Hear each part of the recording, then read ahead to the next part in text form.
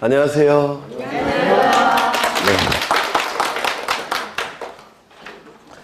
오늘은 첫 시간인데요. 새로 오신 분 손 좀 들어보시겠어요? 새로 오신 분. 네, 새로 오셨어요? 예전에 공부하신 적 있으세요? 네. 그러면 1~2달 강의 혹시 듣고 오셨나요? 조금이라도? 네. 새로 오신 분들은 1~2달 강의를 좀 듣고 오셔야 될 거예요. 3월달인데 했던 걸 또 할 수는 없고, 물론 중요한 건 계속 하겠지만, 네. 그래서 처음 오신 분들은 다음 시간부터는 1~2달을 빠른 속도로 동영상 오픈되어 있으니까 듣고 오시면 좋을 것 같아요. 25쪽부터 진행을 할 겁니다. 맨 앞에는 여러 번 설명을 드렸으니까 이번 3월달에는 25쪽부터 시작할 계획이고요. 물론 5월달 되면 또 앞에서 다시 시작을 할 겁니다. 그래서 오늘은 25쪽부터 보겠습니다. 토지 표시의 결정이 나오는데요.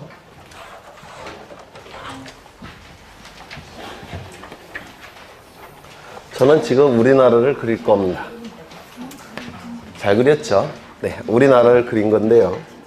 여기 휴전선이 이렇게 지나가고 있을 겁니다. 여기는 대통령이 살고 있는 청와대인데요. 청와대의 대통령은 국가로부터 통치권이라는 권력을 위임받았습니다. 그래서 통치권을 행사하게 됩니다. 대통령이. 그래서 이렇게 통치권을 행사하게 될 겁니다. 그러면 통치권이 미치는 공간적 범위는 대한민국 전 국토가 될 거예요. 대통령이 행사하는 통치권이 미치지 않는 곳은 단 하나도 없죠. 그래서 통치권이 미치는 공간적 범위는 전 국토가 될 텐데, 대통령이 통치권을 행사하기 위해서는 먼저 통치권이 미치는 공간적 범위인 전 국토에 관한 정보들을 미리 제대로 수집하고 등록을 해야 됩니다. 그리고 관리한 다음에 주권자에게 이를 공시해야 돼요. 통치권을 잘 행사하기 위해서. 그렇죠. 그러면 이 통치권을 잘 행사하기 위해서는 통치권이 미치는 공간적 범위인 전 국토에 관한 정보들을 미리 수집, 등록, 관리, 공시해야 되는데, 문제는 땅덩어리가 너무 넓습니다. 땅덩어리가 너무 넓다 보니까 그 정보를 수집하기가 대단히 어렵습니다.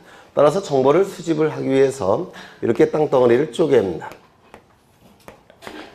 전 국토를 이렇게 큼지막하게 쪼개더라는 겁니다. 이 쪼개진 하나를 지번을 부여하는 단위 지역, 지번 부여 지역이라고 부릅니다. 지번을 부여하는 단위 지역이라고 해서 지번 부여 지역이라고 부르고요. 이는 도시 지역은 동을 얘기하고 농촌 지역은 리를 얘기할 겁니다. 그러면 이제 동과 리 단위로 정보를 수집해야 되는데, 동과 리 단위도 너무 땅덩어리가 넓죠. 정보를 수집하는 게 어렵습니다. 따라서 다시 한번 또 쪼개야 됩니다. 정보를 수집하기 위해서 다시 한번 이렇게 쪼갭니다. 이렇게 쪼개지면 이제 정보를 수집할 수 있을 만큼 충분히 토지가 작아진 겁니다. 이 작아진 토지 하나를 뭐라고 부르냐면 한필지 토지라고 얘기를 합니다. 그래서 이 한필지 토지라는 개념은 요 구획된 것이 자연적으로 이루어진 것이 아니라 사람이 인위적으로 구획했다라고 평가합니다. 이것도 출제가 될 수가 있죠. 필지는 인위적으로 구획을 한 겁니다. 그럼 충분히 작아졌기 때문에 이 한필지 토지에 관한 정보를 수집을 합니다. 수집하는 방법은 두 가지 방법으로 수집하는데요. 첫 번째, 조사의 방법으로 수집하고 두 번째, 측량의 방법으로 수집합니다. 이때 이 정보는, 주된 정보는 토지의 표시에 관한 정보고, 이것이 주된 정보입니다. 부수적으로는 소유자에 관한 정보도 수집을 할 겁니다.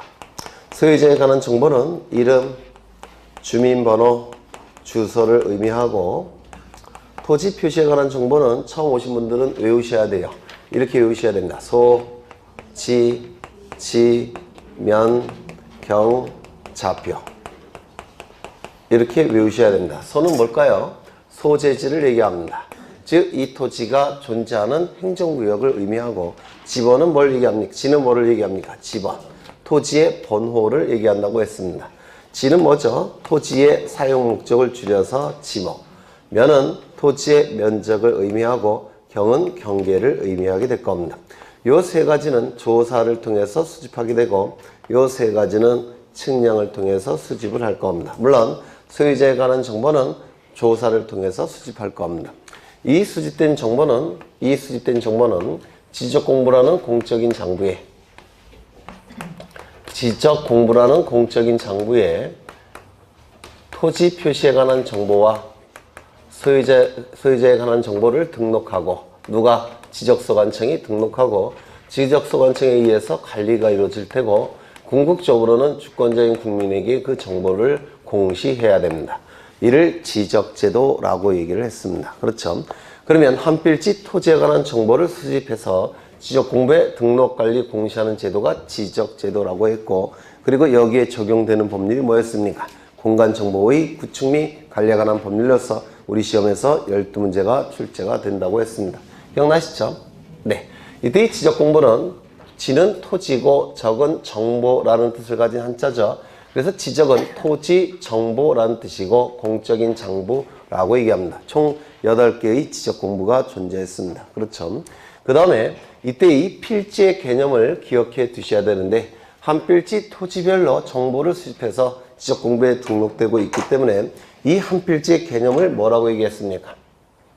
지적공부에 등록되는 토지의 단위라고 개념을 정했죠. 지적공부에 등록되는 토지의 단위를 필지라고 얘기했고 필지는 자연적으로 구획된 것이 아니라 사람이 인위적으로 구획을 했다고 했습니다.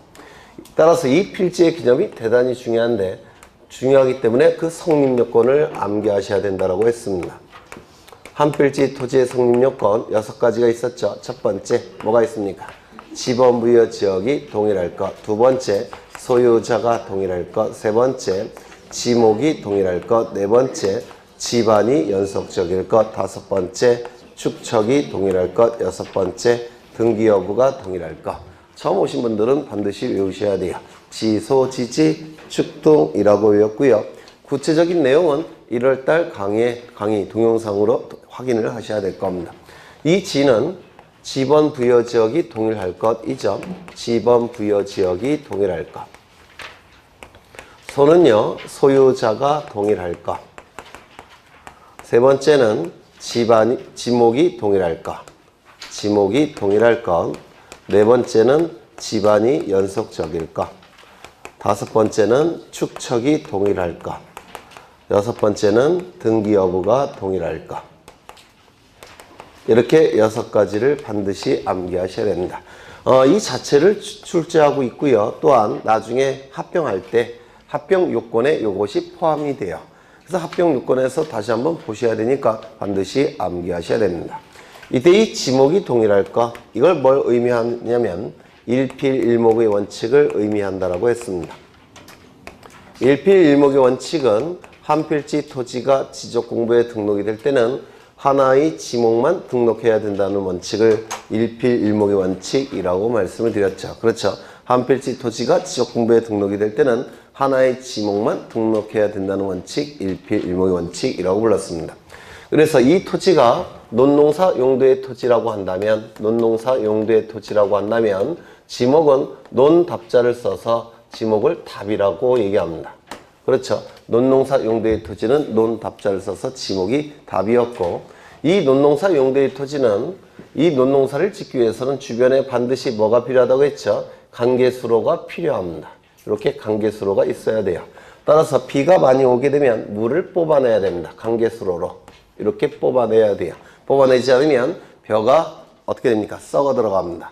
그렇죠. 또한 가뭄이 들었을 때는 물을 공급해야 됩니다. 물을 공급하지 않으면 이 벼의 뿌리가 타들어갑니다. 그래서 이 논농사는 바닥에 항상 물이 찰랑찰랑 차 있어야 됩니다. 그렇죠. 그래서 이 관계수로가 이 토지 주변에 있어야 되는데 보통 이 관계수로의 역할을 하는 것은 또랑이에요. 또랑이 관계수로의 역할을 합니다. 그럼 이 또랑은 지목이 뭐였습니까? 국어라고 얘기를 합니다. 이 구자는 또랑 구자고요. 거자도 또랑 거자입니다. 그래서 또랑의 지목을 국어라고 불러요. 그러면 이 또랑이 이 역할을 하고 있는데 문제는 이 2개의 지목 중에서 여기에 등록이 될 때는 하나만 등록해야 됩니다. 맞습니까? 이를 일필일목의 원칙이라고 얘기하고 지목이 동일하다는 얘기도 그런 뜻이에요. 여기 지목이 2가지가 존재하죠. 한 필지 안에 지목이 2개가 존재합니다. 맞습니까? 그런데 지적공부에 등록이 될 때는 동일한 지목으로서 여기에 등록을 해야 된다는 겁니다. 서로 다른 지목이 한 필지에 존재하지만 지적공부에 등록이 될 때는 동일한 지목을 등록해야 된다는 겁니다. 그 말의 의미는 뭐겠습니까? 일필일목의 원칙을 의미하는 겁니다. 같은 지목으로 여기에 등록하는 거니까 일필일목의 원칙을 의미하게 될 겁니다. 그러면 하나의 지목만 등록해야 되는데 지목이 두 가지가 존재하죠. 그러면 두 개 중에서 하나를 선택해야 되는데 선택하는 방법은 뭐였죠? 주지목 추정의 원칙을 통해서 선택을 해야 된다고 했습니다. 주지목 추정의 원칙 또는 주용도 추정의 원칙 이렇게 얘기를 할 겁니다. 그렇다면 이 국어가 논농사 용대의 토지를 위해 존재하는 겁니까? 논농사 용대의 토지가 국어를 위해서 존재하는 겁니까? 국어가 논농사 용대의 토지를 위해 존재하는 거죠. 따라서 이것이 주된 용도가 될 테고 이것이 종된 용도가 될 겁니다. 즉 주종관계가 성립이 돼요. 이거 달리 표현하면 민법에서 종물 이론을 공부하셨을지 모르겠는데 종물 이론에 여기 해당이 되는 겁니다. 이것이 그래서 이때 주된 용도는 논농사 용대의 토지가 주된 용대의 토지니까 지적공부에 등록이 될 때는 뭐로서 등록을 해야 됩니까? 여기다가는 답으로 등록을 해야 되겠다는 겁니다. 주지목 추정의 원칙상 일필일목의 원칙상 하나의 지목만 지적공부에 등록을 해야 되는데 이때 두 개 중에서 하나를 선택하는 방법이 뭐라고요? 주지목 추정의 원칙. 그래서 두 개의 원칙에 의해서 지적공부에 등록이 될 때는 답으로 등록을 하게 될 겁니다. 이때 이 또랑은 국어는 지적공부에 등록되고 있습니까? 등록되지 못하고 있습니까? 등록되고 있지 못하죠. 이 등록되지 못하고 있는 이 토지를 뭐라고 불렀습니까? 용도가 다른 땅 일정한 양이 용도가 다른 땅 일정한 양이 한 필지 안에 편입된 토지라고 해서 양입지라고 불렀습니다. 용도가 다른 땅 일정한 양이 한 필지 안에 편입된 토지라고 해서 양입지라고 불렀습니다. 용어가 굉장히 생소하죠. 일본 애들이 만든 용어라서 그렇다고 했죠. 네, 이 양입지와 관련해서 출제가 되는 것이 첫 번째 요건이 출제가 된다고 했고 두 번째 양입이 제한되는 토지, 즉 양입될 수 없는 토지 요 두 가지가 출제가 된다라고 말씀을 드렸어요. 요 요건도 세 가지를 기억해 두셔야 되고요. 그 다음에 제한도 세 가지를 기억을 해 두셔야 됩니다. 반드시 기억해 주셔야 될 거예요. 그럼 요건은 저 그림을 떠오르시면 될 겁니다. 이때 주종관계의 용도가 있을 때 이때 양입지에 해당되는 건 어느 겁니까? 이 종된 용도의 토지가 양입지에 해당되죠. 따라서 지적공부에는 그 지목이 등록됩니까? 못 됩니까? 지목이 등록되고 있지 못하고 있죠. 그 부분이 양입지가 될 겁니다.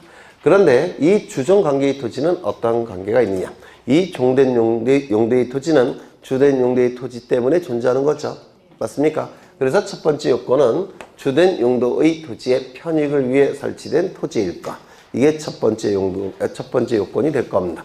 주된 용도의 토지의 편익을 위해 설치된 토지일 것. 이게 첫 번째 요건이 될 거예요. 교재에 따라서는 편익이라고 표현하는 것도 있고 편의라고 표현하는 것도 있어요. 물론 의미는 같습니다. 첫 번째 뭐라고요? 주된 용도의 토지의 편익을 위해 설치된 토지일 것. 이게 첫 번째 요건이 될 겁니다. 두 번째 요건은 이 전체가 한 필지라고 했습니다. 맞습니까? 전체가 한 필지라고 얘기를 했어요. 따라서 한 필지가 되기 위해선 주된 용도의 토지와 이 양입지는 반드시 붙어 있어야 될 겁니다. 맞습니까? 딱 붙어 있지 않게 되면 한 필지가 안 돼요. 따라서 두 번째 요건은 뭐였죠?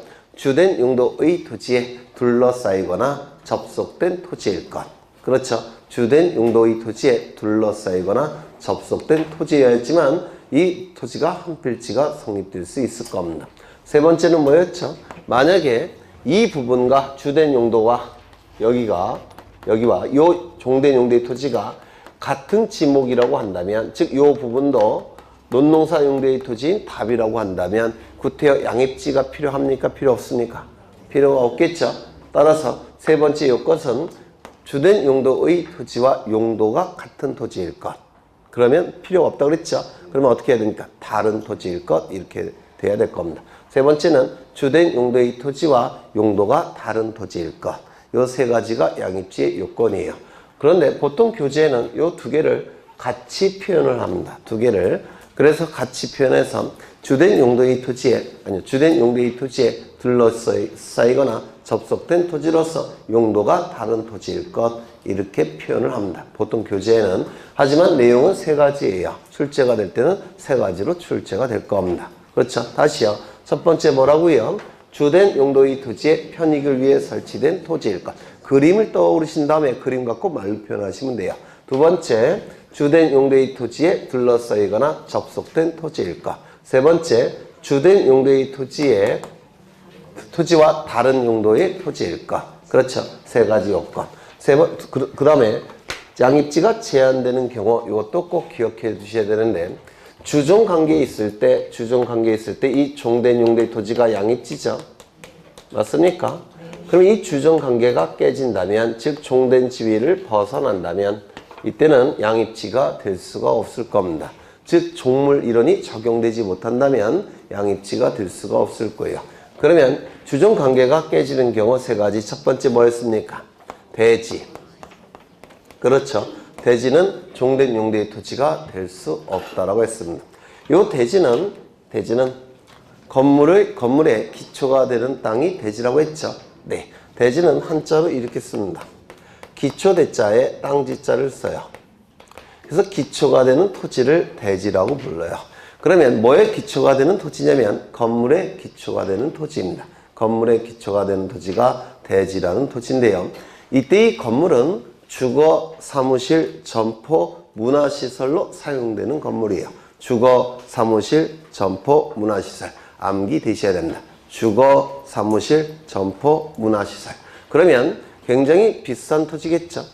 그렇죠. 주거, 사무실, 점포, 문화시설로 사용되는 건물의 기초가 되는 토지이기 때문에 굉장히 비싼 토지일 거예요. 거래가 활발히 이루어질 테고, 두 번째, 땅속에 각종 시설을 설치해야 되죠. 전기선, 전화선, 상수도, 하수도, 정화조 시설, 이런 시설을 설치하게 될 겁니다. 그래서 모든 토지 중에서 가장 비싼 토지이기 때문에 대지는 절대로 종된 토지의 지위를 인정할 수가 없습니다. 양입지가 될 수 없다라고 얘기합니다. 두 번째, 뭡니까? 주된 용도의 토지의 10%를 초과하는 경우. 10%를 초과한다면 이때는 양입지가 될 수가 없다는 겁니다. 사람도 19살이 돼버리면 부모의 법적인 종속관계로부터 벗어나서 성인이 되죠. 마찬가지로 10%를 초과한다면 종된 지위를 벗어났다라고 평가합니다. 세 번째, 330제곱미터를 초과한다면 이것도 종된 지위를 벗어났다라고 평가합니다. 330제곱미터는 평 단위로 치면 100평이에요. 도시지역에 100평 정도가 되면 그건 10억이 넘어갈 겁니다. 그래서 굉장히 비싼 토지가 될 거예요. 따라서 이 경우에는 양입지가 될 수 없다라고 얘기를 합니다. 이게 요즘은 이걸 응용해서 출제가 되는데요. 보통 응용해서 출제가 될 때 이 순서대로 대입해서 답을 골라내시면 돼요. 그리고 반드시 이것도 암기가 되셔야 될 겁니다. 초과. 그러면 10%까지는 양입지가 되겠습니까? 되겠죠? 330제곱미터까지는 양입지가 될 겁니다. 그렇겠죠? 네. 그래서 꼭 외워두셔야 됩니다. 이런 건 그냥 출제한다 라고 생각을 하셔야 돼요. 네. 그러면 교재를 보겠습니다. 25쪽에 토지 표시의 결정이 나오고요. 토지의 조사 등록이 나오는데 거기 조사 등록의 주체 이 부분 새로 오신 분들은 밑줄 치시고 암기하셔야 됩니다. 첫째 줄에 국토교통부 장관이 나와 있죠. 네, 거기 반드시 밑줄 치셔야 되고 그 옆에 모든 토지라는 문구가 나옵니다. 이것도 밑줄 치셔야 됩니다. 이거는 네모넣기로도 출제를 해요. 국토교통부 장관 모든 토지. 모든 토지라는 표현이 있으니까 중앙행정기관이 돼야 되겠죠. 그래서 모든 토지라는 문구가 나와서 국토교통부 장관이 되는 것이고 시군구에 존재하는 토지라고 한다면 국토교통부 장관이 아니라 누구겠습니까?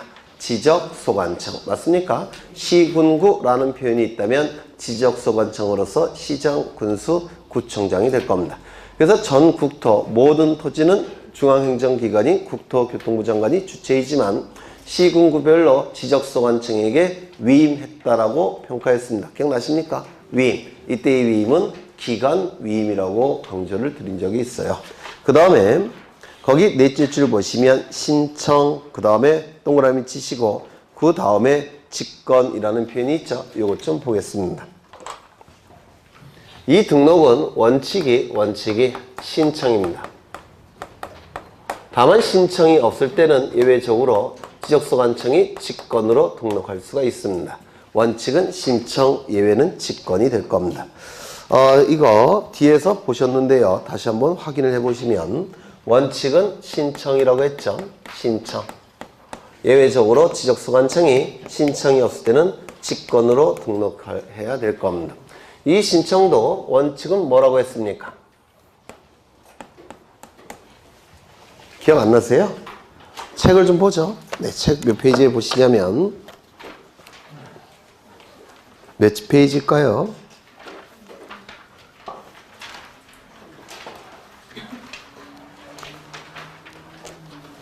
125쪽 가보십니다. 124쪽.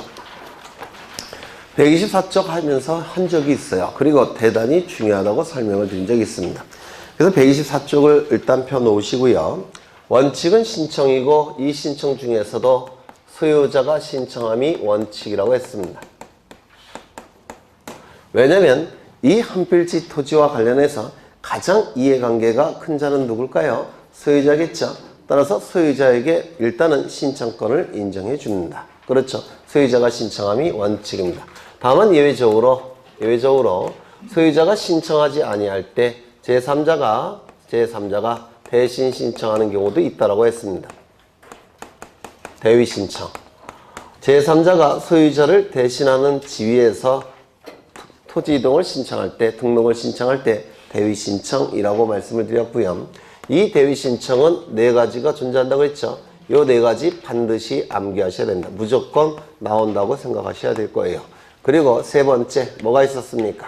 특례 규정이 있었습니다.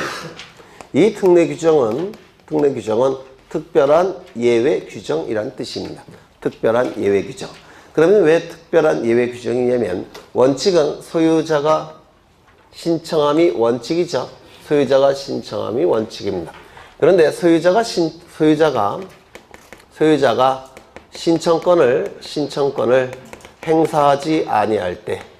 신청권을 행사하지 아니할 때 요 제3자가 소유자를 대신하는 지위에서 신청하는 것이 대위 신청이에요. 대위 신청. 소유자가 신청권을 행사하지 아니할 때 소유자를 대신하는 지위에서 신청하는 것을 대위 신청이라고 얘기했습니다. 그런데 이건 왜 특례 규정이냐면 여기서는 소유자에게 신청권이 인정이 됩니까? 인정되지 않습니까? 요 두 가지는. 네? 소유자에게 신청권이 인정이 되죠. 소유자가 신청권이 있지만 신청권을 행사하지 아니할 때 제3자가 소유자를 대신하는 지위에서 신청하는 것이 대위 신청이라고 했죠. 그러면 이 경우에도 소유자에게 신청권 인정이 됩니까? 인정이 되는 겁니다. 다만 행사하지 않을 뿐이에요. 그렇죠. 그런데 이 특례 규정은 처음부터 소유자의 신청권을 박탈합니다. 그래서 특별한 예외 규정, 특례 규정이라고 얘기하는 겁니다. 특별한 예외 규정, 특례 규정이라고 불러요.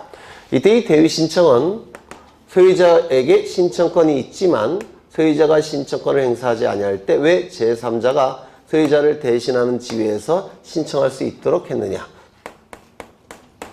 첫 번째는 공익적인 사업이 이루어질 때 소유자가 신청권을 행사하지 않게 되면 이 공익적 사업이 진행이 될까요? 안 될까요?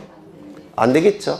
그때는 제3자가 대신 신청할 수 있는 길을 만들어 놓은 겁니다. 맞습니까? 두 번째. 어쩔 수 없이 소유자가 신청할 수 없는 경우도 있습니다. 소유자가 어쩔 수 없이 신청할 수 없다면 제3자가 대신 신청해 줄 수 있어야 될 겁니다. 맞습니까? 그렇죠. 네. 세 번째는 소유자가 잘 신청하지 않는 경우도 있습니다. 그때는 어쩔 수 없이 제3자가 신청을 할 수 있는 길을 만들어 줘야 될 겁니다. 이렇게 이해를 하시고 네 가지를 외워두셔야 돼요. 첫 번째는 뭘까요? 공공사업으로 토지가 공공사업이라는 단어가 나오면 무조건 뒤따르는 지목이 있다고 그랬죠. 철제, 천, 구, 유, 수, 학, 도의 지목이 되는 경우.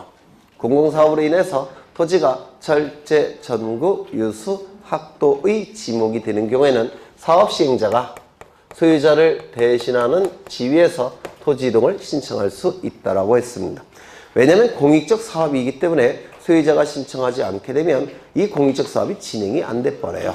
공익적 사업을 진행시켜야 되니까 제3자가 즉 사업 시행자가 토지 이동을 신청할 수 있는 길을 터놓은 겁니다. 외워두셔야 돼요. 첫 번째 공공사업, 두 번째 국가나 또는 지자체가 토지를 취득하는 경우,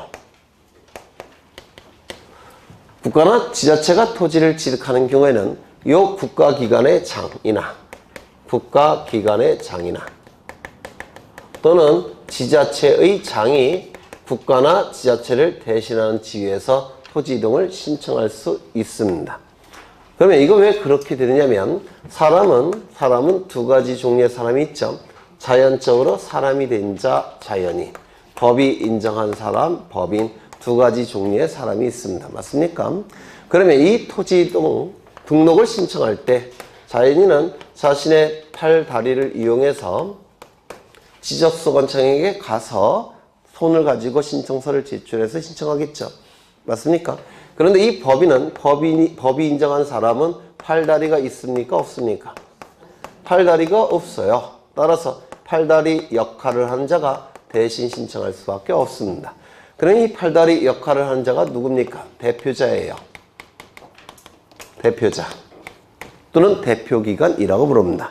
대표자는 대표기관이 이 국가나 지자체 법인을 대신하는 지위에서 토지 이동을 신청할 수밖에 없습니다. 이 국가나 지자체는 법적 성질이 뭐라고 했습니까? 국가 법인, 지방자치단체 법인이에요. 따라서 팔다리 역할을 하는 자가 대신 신청할 수밖에 없겠죠. 그러면 국가의 경우에는 국가기관의 장, 지자체의 경우에는 지자체의 장이 국가나 지자체를 대신하는 지위에서 토지 이동을 신청할 수밖에 없더라는 겁니다. 맞습니까? 세 번째는 뭐가 있었죠? 주택법에 따른 공동주택의 부지가 되는 경우, 주택법에 따른 공동주택의 부지가 되는 경우, 아파트를 얘기하는 겁니다. 이때는 이 공동주택의 부지니까 여기 토지가 있고 여기다가 아파트를 지을 겁니다. 맞습니까? 아파트가 지어져 있다라고 한다면 구분 소유자들이 단체를 하나 만들죠. 뭡니까? 민법에서 관리단. 기억나십니까? 관리단. 그러면 관리단의 대표자는 누굽니까? 관리인. 관리인이 소유자를 대신하는 지위에서 신청을 할 수가 있습니다.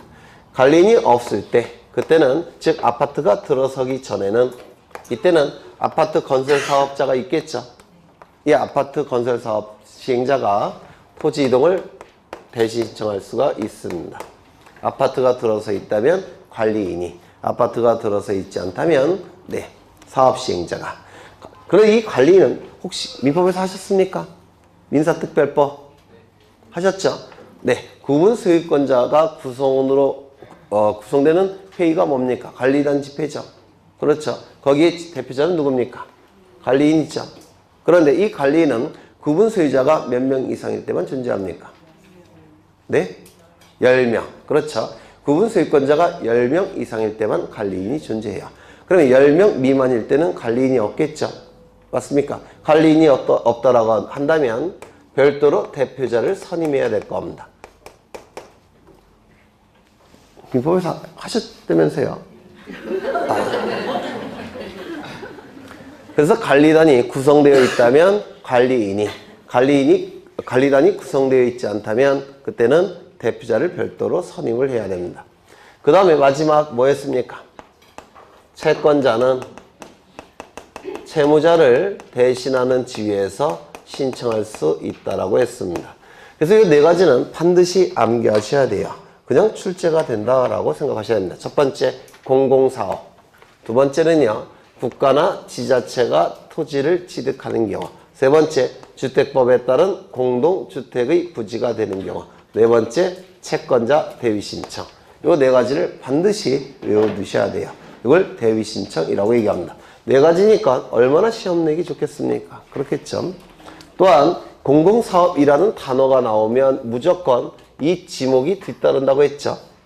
철제, 전구, 유수, 학도. 철은 뭐였죠? 철도용지, 제는 제방, 철은 하천, 구는 국어, 유는 유지, 수는 수도용지, 학은 학교용지, 도는 도로. 외우고 계시죠? 나중에도 또 써먹어야 되니까 반드시 외우셔야 된다고 했습니다. 그 다음에 이 특례 규정은 특별한 예외 규정이라고 말씀을 드렸고요. 이건 나중에 따로 공부를 하셔야 될 겁니다. 그 다음에 이 직권에 의한 토지 이동, 요걸 이제 우리 교재에 나와 있는 겁니다. 직권에 의한 지적소관청이 직권에 의한 토지 이동. 그래서 이 직권에 의한 토지 이동은 교재의 125쪽을 보시면 그림이 나와 있죠. 네, 요 그림을, 요 순서를 암기하셔야 돼요. 순서를. 그런데 이 순서를 암기하는 게 어렵지 않습니다. 시간의 흐름과 논리에 따라서 진행이 되기 때문에 이 순서를 오늘 암기를 해 보십니다. 첫 번째, 직권으로 등록하기 위해서는 먼저 뭘 해야 될까요? 계획을 수립해야 됩니다. 맞습니까? 계획을 먼저 수립을 해야 될 겁니다. 그 계획의 이름은 토지 이동 현황 조사 계획입니다. 토지 이동에 대한, 토지 이동의 의미는 뭐였죠? 토지에 관한 정보가 달라지는 것을 토지 이동이라고 불렀죠. 토지에 관한 정보가 달라지는 것, 이를 토지 이동이라고 불렀습니다. 토지에 관한 정보가 달라지는 현재 상황을 어떻게 조사할지 계획을 수립하더라는 겁니다. 토지 이동 현황 조사 계획 수립, 이렇게 외우셔야 됩니다. 우리 책에는 토지 이동 조사 계획 수립이라고 되어 있는데 정식 용어는 토지 이동 현황 조사 계획 수립입니다. 현황 써 넣으셔야 돼요. 이게 뭐라고 자꾸 출제하느냐면 토지 이용이라고 출제합니다.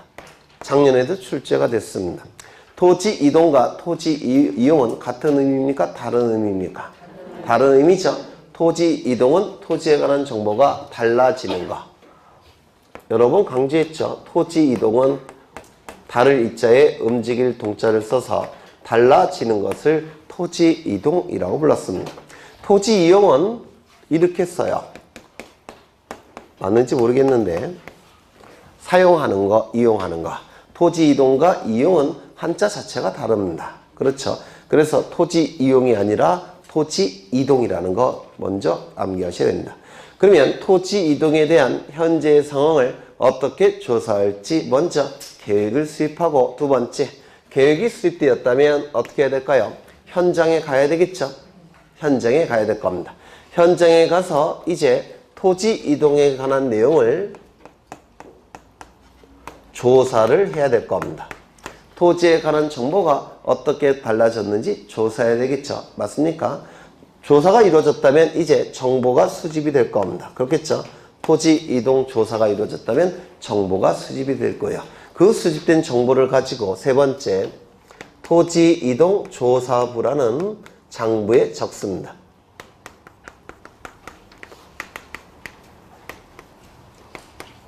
토지 이동 조사부라는 장부에 적습니다.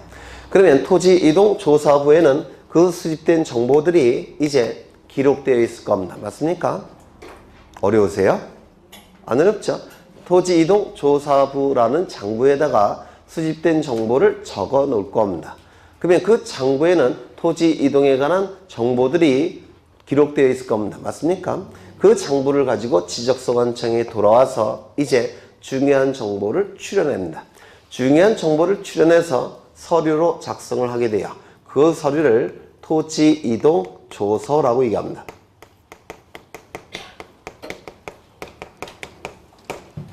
그래서 이 조서라는 단어는요, 국가기관이 만든 서류를 조서라고 불러요. 토지 이동 조사부라는 장부를 가지고 지적소관청에 돌아와서 이제 중요한 정보를 추려내서 한 장의 서류를 만듭니다. 그 서류의 이름을 토지 이동 조서라고 얘기합니다. 이 토지 이동 조서까지 작성이 됐다면 이제 이 조서를 토지 이동 정리 결의서에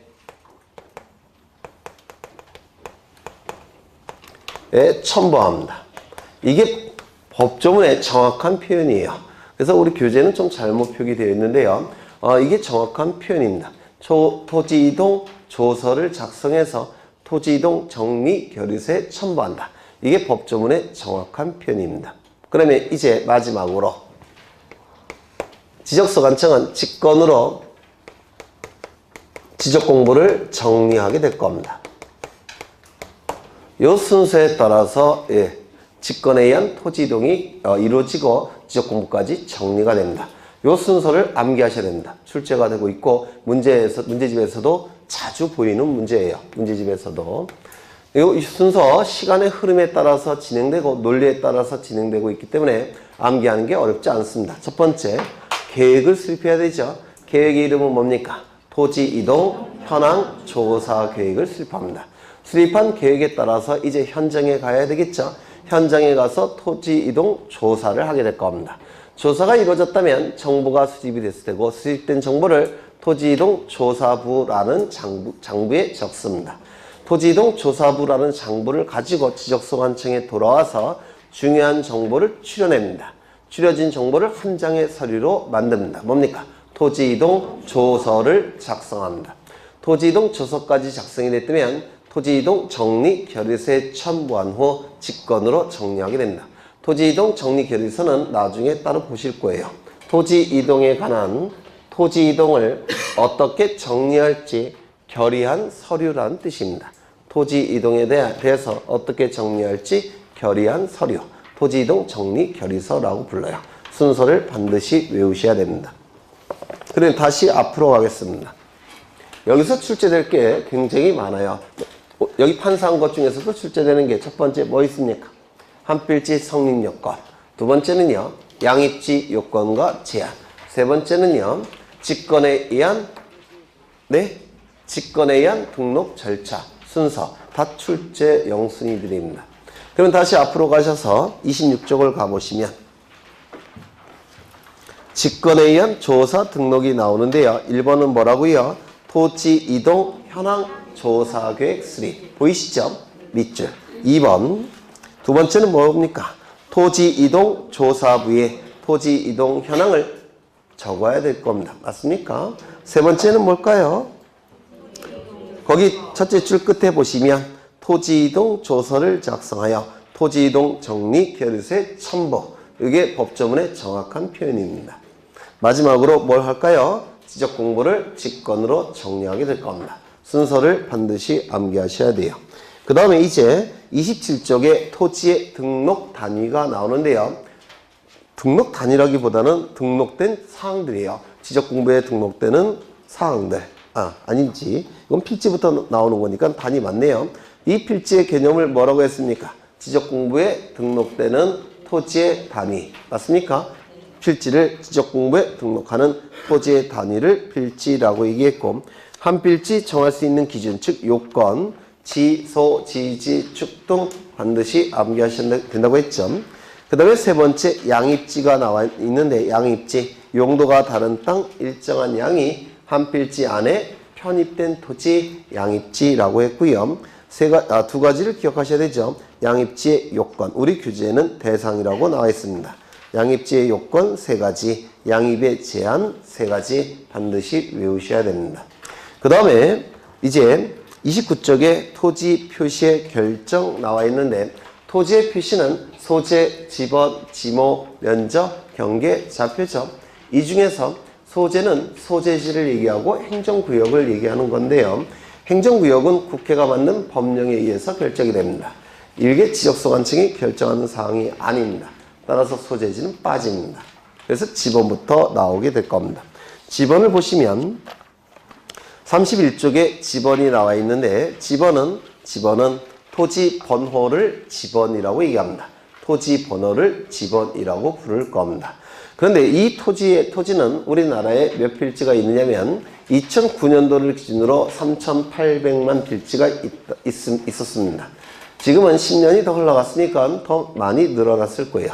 그래서 지금은 한 4천만 필지 정도가 됩니다. 그러면 4천만 필지를 번호를 부여하게 되면 맨 첫 번째는 1번이 되겠지만 마지막 번호는 4천만 번호가 될 수밖에 없죠. 번호가 너무 커집니다. 번호가 너무 커지면 관리가 힘들어지고 공시 기능이 떨어져요. 따라서 이 번호가 너무 커지는 것을 방지하기 위해서 이 번호는 지번 부여 지역을 단위로 해서 번호가 부여가 됩니다. 지번 부여 지역은 뭘 얘기한다고 했습니까? 도시지역은 동, 농촌지역은 리를 얘기했죠.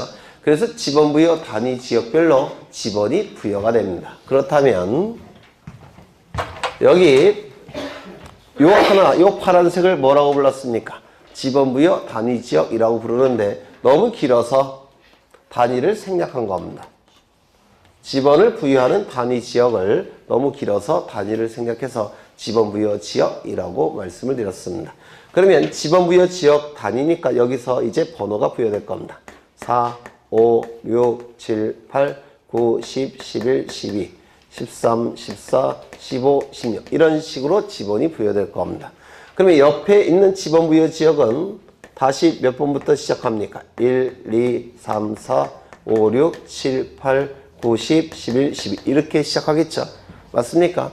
그러면 모든 지번부여 지역별로 지번을 이렇게 시작하게 되면 4천만 번호가 나올 필요가 없게 될 겁니다. 맞습니까? 그래서 큰 번호가 나타나는 것을 방지하기 위해서 지번부여 지역별로 지번이 부여가 되는 겁니다. 맞습니까? 지적소관청이 지번부여 지역별로 지번을 부여하게 됩니다. 그런데 이 지번은 지번부여 지역별로 어떠한 방식으로 부여하는 겁니까? 북서 기번의 방식으로 지번을 부여한다고 했죠. 기억나십니까? 네. 지번을 부여하는 방법 중에서 북서 기번의 방식이 있었고 또 뭐가 있었죠? 북동 기번의 방식이 있었죠. 북서 기번의 방식과 북동 기번법이 있었습니다. 그래서 이 북서 기번의 방식은 북서쪽에서 지번을 시작하는 방법이라고 얘기 드렸고 북동 기번의 방식은 북동 쪽에서 지번이 시작되는 방법이라고 말씀드렸죠. 그럼 이 북서 기번의 방식은 어느 쪽에서 끝난다고 했습니까? 북의 반대인 남쪽, 서의 반대인 동쪽, 시작한다의 반대는 끝난다 이런 뜻이죠. 그래서 이 북서 기번의 방식은 남동쪽에서 지번이 끝날 겁니다. 이거 출제된다고 했죠. 그 다음에 이 북동 기번의 방식은 북의 반대인 남쪽, 동의 반대인 서쪽, 시작하의 반대는 끝난다. 남서쪽에서 지번이 끝나는 방법이 이 북서 기번의 방식이라고 했죠. 그러면 이제 북서 기번의 방식은 여기가 북이고 여기가 서고 남이고 동이고 그럼 북서쪽에서 지번이 시작되니까 지번이 이렇게 부여된다고 했죠. 1, 2, 3, 4, 5, 6, 7, 8 이런 식으로 지번이 부여되는 것이고 북동 기번의 방식은 지번이 북동쪽에서 시작하는 거죠. 따라서 지번이 이렇게 부여되는 게 북동 기번의 방식이라고 했습니다. 기억나십니까? 네. 그럼 이 북서 기번법은 글씨를 이렇게 쓰거나 읽는 나라에서 북서 기번법을 쓴다고 했죠. 이렇게 읽는 나라, 이렇게 쓰는 나라. 그 다음에 북도 기번법은 글씨를 이렇게 쓰는 나라에서는 북동 기번법을 쓴다고 했죠. 기억나십니까? 그러면 동서남북을 표현해 보면 이 북서 기번의 방식은 여기서 첫 글자를 쓰는 나라들 그리고 마침표는 어디서 찍습니까? 여기서. 맞습니까?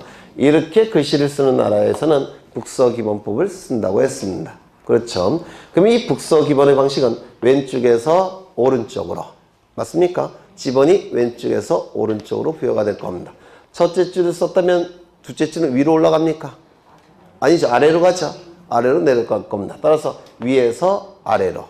그렇죠. 그래서 이 북서 기번의 방식은 왼쪽에서 오른쪽으로 위에서 아래로 지번이 부여되는 방법이 북서 기번의 방식이고 우리나라와 대부분의 나라는 북서 기번법을 쓴다고 했습니다. 맞습니까? 그 다음에 글씨를 이렇게 쓰는 나라들은 좀 야만적인 나라들 몇 개가 있죠. 여기서부터 쓰기 시작해서 여기서 끝나는 나라들 어디입니까? 중국, 대만, 일본 좀 야만적인 국가들 거기서는 여기서 시작해서 이렇게 끝나죠. 네.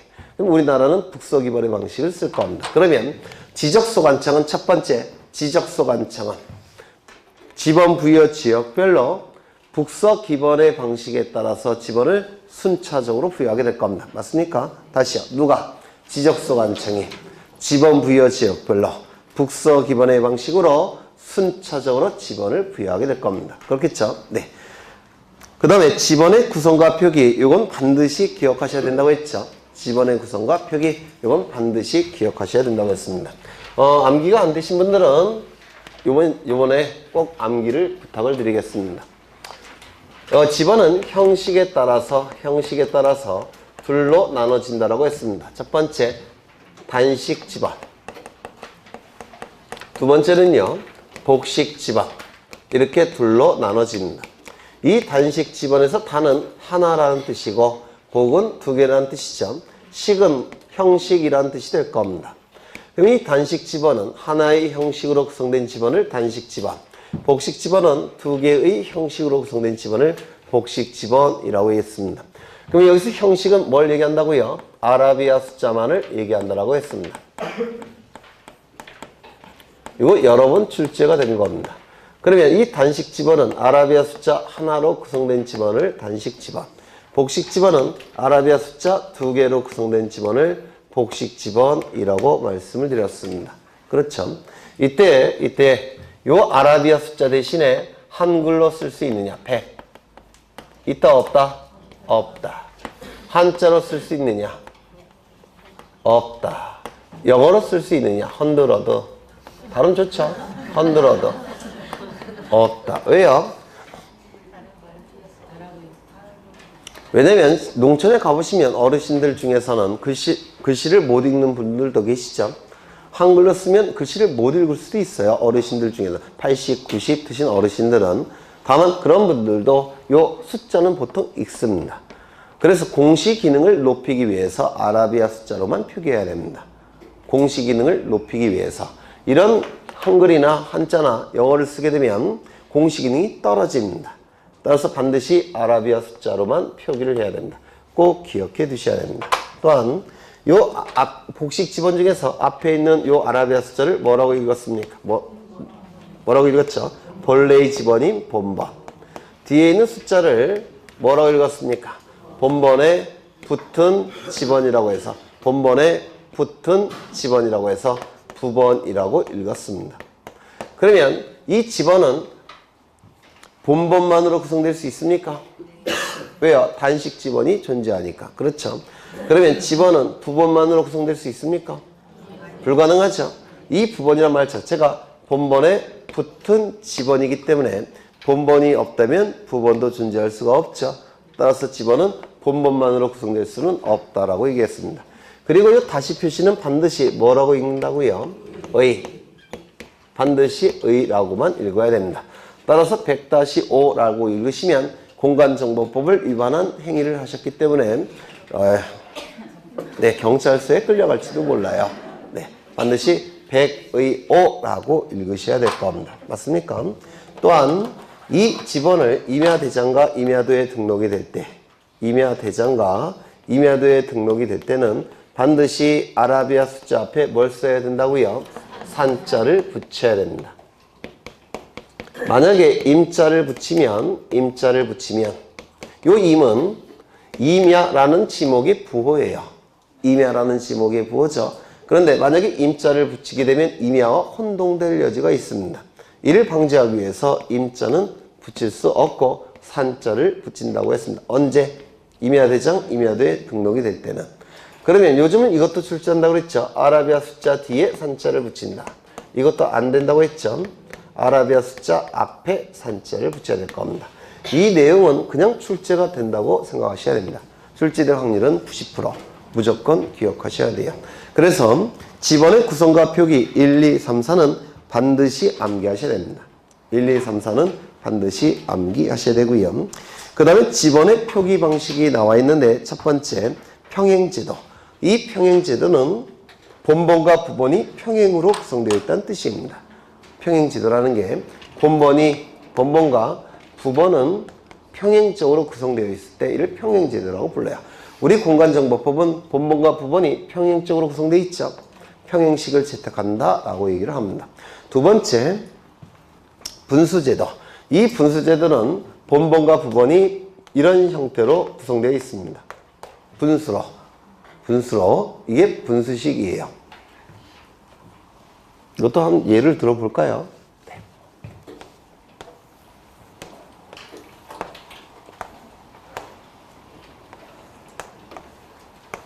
여기가 100번, 그 다음에 여기가 101번, 102번, 103번. 이때 요 100번지 토지를 두 필지로 분할을 하겠다는 겁니다. 그러면 한 필지는 어떠한 지번을 부여합니까? 분할 전 지번을 부여한다. 기억나십니까? 전혀 안 나세요? 네. 100번. 나머지는 본번에 최종 부번의 다음 순번으로 부번으로 부여하죠. 그런데 부번이 없으니까 이렇게 부여하면 됩니다. 맞습니까? 네. 이게 분수식이에요. 분수식. 본번과, 아니요. 평행식. 본번과 부번이 평행적으로 구성되어 있을 때 평행식. 분수식을 이렇게 합니다. 분수 형태로 나와야 되겠죠. 종전에 사용되는 지번을 분모로 놓고 이렇게. 그 다음에 그 지번 부여 지역이 최종 분번은 몇 번입니까? 103이죠. 그래서 104, 105 이렇게 부여하는 게 바로 분수식이에요. 그래서 종전에 사용되는 지번을 분모로 놓고 그 지번 부여 지역의 최종 분번의 다음 순번부터 분번으로 뭐죠? 이거 여기 뭐라고 하죠? 분자로 부여하는 거. 네, 기억이 안 났습니다. 분자. 이걸 분수식이라고 얘기합니다. 그 다음에 기본제도라고 되어 있는데 기는 기호라는 뜻입니다. 기호. 번은 지번이라는 뜻이 되겠죠. 기호로 지번을 부여하는 제도를 기본제도 또는 분기제도라고 얘기합니다. 분할할 때 기호를 부여하는 제도라고 해서 분기제도라고도 부릅니다. 다시요. 기본이란 용어는요. 기호로 지번을 부여한다고 해서 기본제도라고도 부르고요. 분할할 때 기호를 부여한다고 해서 분기제도라고도 부릅니다. 이건 이렇게 부여합니다. 요 토지를 세 필지로 분할을 해보겠습니다. 요거는 아까 뭐라고 그랬죠? 분수식. 요거는요, 분기제도를 보겠습니다. 종전의 지번은 얼마였습니까? 100일이죠? 부호를 부여합니다. 이런 식으로. B, 101호, C, 이런 식으로. 그래서 우리 교재가 좀 잘못 설명되어 있는데요. 우리 교재는 이렇게 되어 있죠. 100일에 1, 100일에 2, 101에 3 이런 식으로 되어 있는데 이건 잘못된 거고요. 이렇게 기호를 부여할 수는 있어요. 원래는 종전의 지번이 100일이었죠. 이렇게 100일에 1, 100일에 2, 100일에 3 아마 이렇게 쓰셔야 될 거를 잘못 편집을 하신 것 같아요. 그래서 이렇게 숫자로 기호로 부여할 수도 있습니다. 이런 식으로. 설명을 읽으실 때 좀 이해하시라고요. 그 다음에 세 번째 뭐 있습니까? 네 번째 자유부번제도. 이거는 별표 치시입니다. 자유부번제도는 출제될 가능성이 있습니다. 자유부번제도는 어떻게 지번을 부여하느냐면 지금 요 102번지를 자유부번식을 사용해서 지번을 부여를 해보겠습니다. 지금 이 지번 부여 지역의 최종 지번은 몇 번인가요? 103이죠. 그러면 여기 세 필지로 나눠보겠다는 겁니다. 세 필지로 나눴는데 자유부번식을 써보겠습니다. 어떻게 부여를 하냐면 그 지번 부여 지역의 최종 지번의 다음 순번부터 자유롭게 부여합니다. 그 지번 부여 지역의 최종 지번의 다음 순번으로 자유롭게 부여한다고 해서 자유부번제도라고 불러요. 되셨습니까? 네. 그래서 이 출제될 수 있는 건 이 네 번째가 될 겁니다. 넘겨보시면 33쪽에 32쪽에 북서기본법은 설명을 했고요. 4번부터 8번, 9번까지 단지단위법은 1, 2월달에 설명한 것으로 대체를 하겠습니다. 그 다음에 이제 33쪽에 지번의 시작 여기부터 이제 설명을 드릴 겁니다. 상세하게 설명을 드릴 거예요. 여기서부터도 별표 쳐져 있죠? 네. 설명 드렸었나요? 안 했었나요? 네. 한 것 같은데, 네, 다시 한번 하겠습니다. 워낙 중요하니까. 지번의 시작에서 지번은 지번 부여 지역별로 북서기본법에 의해서 북서에서 남동쪽으로 순차적으로 부여한다. 여기서 몇 가지를 확인하셔야 되는데 지번 부여는 첫 번째 주체가 지적소관청입니다. 두 번째 지번 부여 지역별로 부여합니다. 세 번째 북서 기본의 방식으로 부여합니다. 네 번째 순차적으로 부여합니다. 여기서 이 네 가지를 기억하셔야 돼요. 첫 번째 누가? 지적소관청이. 단위는요 지번 부여 지역별로. 세 번째 북서 기본의 방식으로. 네 번째 순차적으로 부여합니다. 이걸 좀 기억해 두셔야 되고요. 그 다음에 2번부터 쭉 보실 겁니다. 신규 등록 등록 전환부터 지번의 부여 방법을 볼 겁니다. 했는지 안 했는지 제가 기억을 못해요. 네? 안 했어요? 네. 그러면 요 신규 등록부터 상세하게 볼 겁니다. 상세하게 잠시 쉬었다 하겠습니다.